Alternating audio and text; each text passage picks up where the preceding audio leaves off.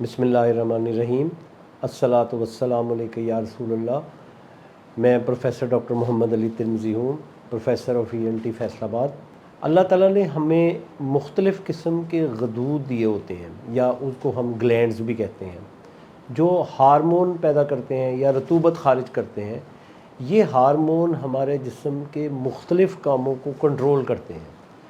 उन्हीं ग्लैंड में से एक ग्लैंड हमारी गर्दन में मौजूद है, जिसको हम थायराइड ग्लैंड कहते हैं, और अगर ये बड़ा हो जाए तो इसको उर्फ़ आम में गिल्लड़ कहा जाता है। आज हम गिल्लड़ की बीमारी पर बात करेंगे, तो वीडियो का आगाज़ करते हैं।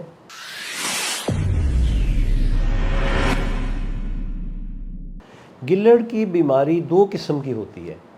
एक तो ये है कि उसमें हार्मोन की कमी या ज़्यादती होती है, और दूसरी उसके साइज़ में ज़्यादती हो जाती है। जो हार्मोन की कमी या ज़्यादती है, उसमें ये होता है कि ये जो थायराइड ग्लैंड है वो दो हार्मोन पैदा करता है, जिसको हम कहते हैं T3 और T4। T4 भी बिल आखिर T3 में चेंज हो जाता है लिवर में जाके, और ये इसका एक्टिव इंग्रेडिएंट है, यानी इसका एक्टिव सब्सटेंस है। और TSH ये थायराइड ग्लैंड नहीं पैदा करता, ये पिट्यूटरी ग्लैंड जो हमारे दिमाग में होता है वो पैदा करता है। और इसका मकसद थायराइड के हार्मोन्स के पैदाइश को कंट्रोल करना होता है, यानी ये ज़्यादा और कम हो तो उसके रिस्पॉन्स में वो ज़्यादा हो जाता है या कम हो जाता है। अब T3 और T4 जो कि हार्मोन हैं, जो कि थायराइड ग्लैंड पैदा कर रहा है, अगर ये ज़्यादा हो जाए, जिस्म में इसकी मिकदार ज़्यादा होनी शुरू हो जाए, तो उसको हम कहते हैं हाइपरथायराइडिज्म। और अगर इनकी मिकदार कम हो जाए तो हम उसको कहते हैं हाइपोथायराइडिज्म। अब ये जो हार्मोन को समझने के लिए आपको मैं ये कहूँगा कि इसकी मिसाल ऐसे है जैसे गाड़ी का एक्सेलरेटर है। अब अगर आप गाड़ी का एक्सेलरेटर ज़्यादा दबा देंगे तो गाड़ी जो है वो गर्म होने लगेगी, गाड़ी ये पेट्रोल ज़्यादा खाने लगेगी, गाड़ी का इंजन जो है उस पर भी बोझ पड़ना शुरू हो जाएगा, और अल्टीमेटली इंजन ख़राब भी हो सकता है। तो बैन ही जब थायराइड हार्मोन जिस्म में ज़्यादा होने शुरू हो जाए तो मरीज़ की रफ़्तार तेज़ हो जाती है, उसकी दिल की रफ़्तार तेज़ हो जाती है, उसको पसीने आने शुरू हो जाते हैं, उसको गर्मी लगती है, उसको रात को नींद नहीं आती, उसकी बेचैनी बढ़नी शुरू हो जाती है, भूख ज़्यादा लगने शुरू हो जाती है, और उसके बावजूद उसका वज़न गिरना शुरू हो जाता है, क्योंकि उसके जिस्म की रफ़्तार तेज़ हो जाती है। और उसकी अगर वो ख़ातून है तो उसके वो माहवारी के मामलात वो भी डिस्टर्ब हो जाते हैं। अगर ये हार्मोन कम हो जाए, यानी हाइपोथायराइडिज्म हो जाए, तो उसमें क्या होता है कि इससे उलट हो जाता है, यानी रफ़्तार स्लो हो जाती है।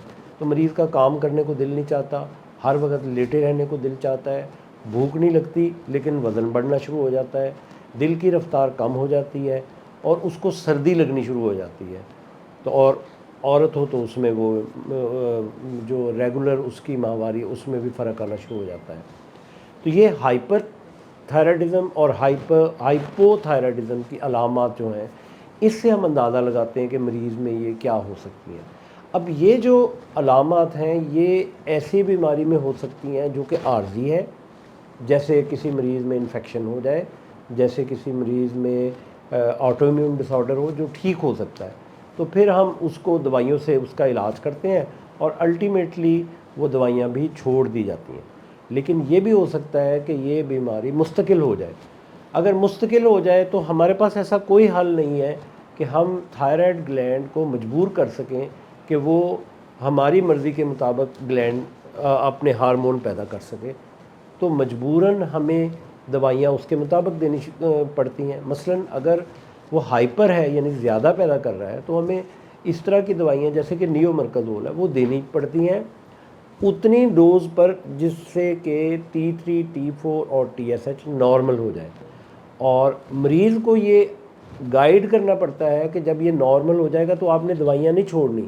ये हमारे डॉक्टर्स हजरात में अक्सर ये गलती है कि वो मरीज़ को ये नहीं बताते।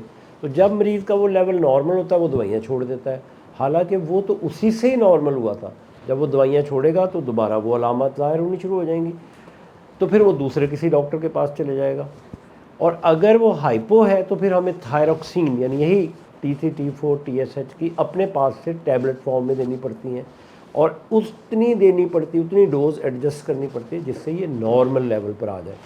اس کے بعد جب یہ نارمل لیول پہ آ جاتا ہے پھر ہم بیماری کے مطابق فیصلہ کرتے ہیں کہ کیا اس کا کوئی آپریشن کی ضرورت ہے یا نہیں، یا اس کو اسی دوائی پر مینٹین کرنا ہے۔ اب دوسری قسم کی جو بیماری ہے گلڑ کی، وہ ہے اس کا سائز میں اضافہ ہونا۔ اب سائز میں اضافہ بھی دو قسم کا ہوتا ہے۔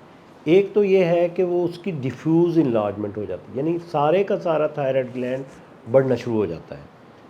تو دوسری ہے اس میں گلٹیاں بننی شروع ہو جاتی ہیں۔ جو سارا کا سارا گلینڈ بڑھتا ہے وہ عام طور پر آیوڈین کی کمی سے ہو سکتا ہے، یا انفیکشن سے ہو سکتا ہے، یا آٹو امیون ڈس آرڈرز کے ساتھ ہو سکتا ہے۔ ڈیفیوز جو گائٹر ہے وہ عام طور پر قابل علاج ہوتا ہے اور اس میں عام طور پر آپریشن کی ضرورت نہیں ہوتی۔ لیکن جو گلٹیاں بننے والا گائٹر ہوتا ہے، جسے ملٹی نوڈولر گائٹر کہتے ہیں، کئی گلٹیاں بننا شروع ہوتی ہیں، وہ کسی دوائی سے اس کا سائز کم نہیں ہو سکتا، تو یعنی اس کی سرجری ہی کرنی پڑتی ہے۔ اور اس کے بعد اگر اس میں ایک ہی گلٹی زیادہ بڑی ہو جائے تو یہ زیادہ تشویش کی بات ہے، پھر ہمیں اس کو انویسٹیگیٹ کرنا پڑتا ہے کہ کہیں وہ رسولی تو نہیں بن رہا۔ تو اس کے بعد ہم یہ ساری انویسٹیگیشن کرنے کے بعد پھر ہم اس کا علاج کرتے ہیں۔ تو انویسٹیگیشن ہم کیا کرتے ہیں، یعنی کیا ہم اس کی ٹیسٹ کریں گے؟ تو سب سے پہلے تو ہم T3 T4 اور TSH کرتے ہیں۔ اس کے علاوہ ہم مریض کا الٹرا ساؤنڈ کرتے ہیں جو ہمیں بتاتا ہے کہ یہ گلٹیاں ہیں یا ڈیفیوز انلارجمنٹ ہے یا ایک بڑی گلٹی ہے۔ اس کے علاوہ ہم FNAC کرتے ہیں، یعنی فائن نیڈل ایسپریشن۔ اگر ایک بڑی گلٹی ہے تو اس میں سے وہ سیمپل لے کے تو ہمیں اندازہ ہو سکتا ہے کہ یہ کوئی رسولی ہو سکتی ہے یا نہیں۔ اور اس کے علاوہ کچھ کیسز میں ہم تھائرائڈ سکین کرتے ہیں جو ہمیں یہ بتاتا ہے کہ کون سا ایریا زیادہ ایکٹیو ہے۔ یہ سارے ٹیسٹ اور باقی باڈی کے ٹیسٹ کرنے کے بعد ہم فیصلہ کرتے ہیں۔ کچھ مریضوں میں ہم ٹوٹل تھائرائڈیکٹمی یعنی سارا تھائرائڈ ریموو کر دیتے ہیں، کچھ مریضوں میں صرف ایک سائیڈ اور ساتھ یعنی لوبیکٹمی اور استمیکٹمی کرتے ہیں، اور کچھ مریضوں میں سب ٹوٹل کرتے ہیں۔ جتنا ہم نے تھائرائڈ ٹیشو چھوڑا ہوتا ہے اس کے بعد مریض کو اتنی ہی دوائی پر ساری عمر کے لیے ہمیں مینج کرنا پڑتا ہے۔ اکثر یہ بھی غلطی ہوتی ہے کہ سرجن آپریشن کر دیتے ہیں، مریض کو بتاتے نہیں ہیں، تو جب 2-4 مہینے گزرتے ہیں تو مریض کی علامات جو ہے وہ ہائپو تھائرائڈزم والی آنی شروع ہو جاتی ہیں۔